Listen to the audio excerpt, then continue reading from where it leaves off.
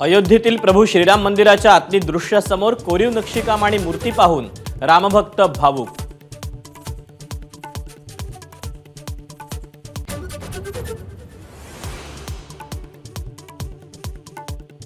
अयोध्या आणि उद्धव ठाकरेंचा संबंध नाही, नितेश राणेंची टीका। तर स्वातंत्र्य लढ्यावेळी भाजप ब्रिटिशांचे हेर होते, संजय राऊतांचा पलटवार। राम मंदिरासाठी सुरुवातीपासून सर्व पक्षांनी पाठिंबा दिला असता तर आज एका पक्षाला फायदा झाला नसता। विश्व हिंदू परिषदेचे राष्ट्रीय महामंत्री मिलिंद परांडेंचं वक्तव्य। मंदिरासाठी 500 वर्षांचा वेळ लागणं ही शर्मेची बाब असल्याचं परखड मत।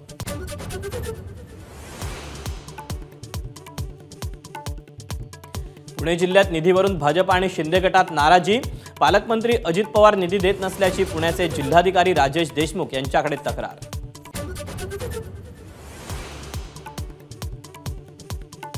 आगामी लोकसभा निवडणुकीसाठी भाजपची विशेष रणनीती। देवेंद्र फडणवीस फेब्रुवारीपासून दररोज 3 सभा घेणार। 45हून अधिक जागा जिंकण्याचा निर्धार।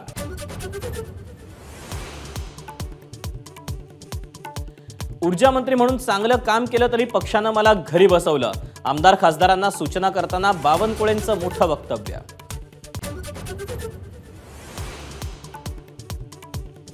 अजितदादांच्या आव्हानाचा माझ्यावर दडपण नाही, शेतकऱ्यांचे प्रश्न सोडवण्यात अजितदादा अपयशी।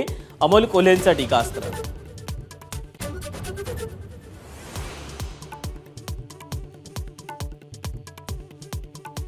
शेतकऱ्यांच्या प्रश्नांसाठी अमोल कोल्हेंच्या नेतृत्वात आक्रोश मोर्चाला सुरुवात।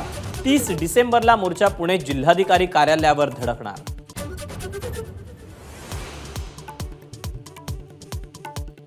कोणतीही निवडणूक लढणार नाही, माधुरी दीक्षितचं माझा कट्ट्यावर एक्सक्लुझिव्ह वक्तव्य। राजकारणाची आवड नाही, माधुरीचं स्पष्टीकरण।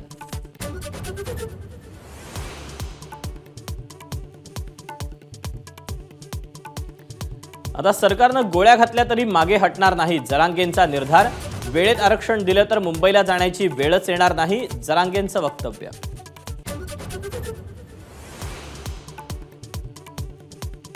14 जानेवारीपासून राहुल गांधींची भारत न्याय यात्रा।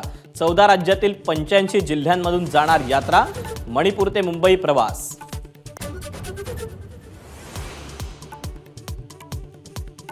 काश्मीरची अवस्था गाझासारखी होईल, जम्मू काश्मीरचे माजी मुख्यमंत्री फारुख अब्दुल्लांचं विधान। तर काश्मीर संदर्भात पाकिस्तानशी तुम्ही चर्चा का करत नाही, अब्दुल्लांचा सवाल।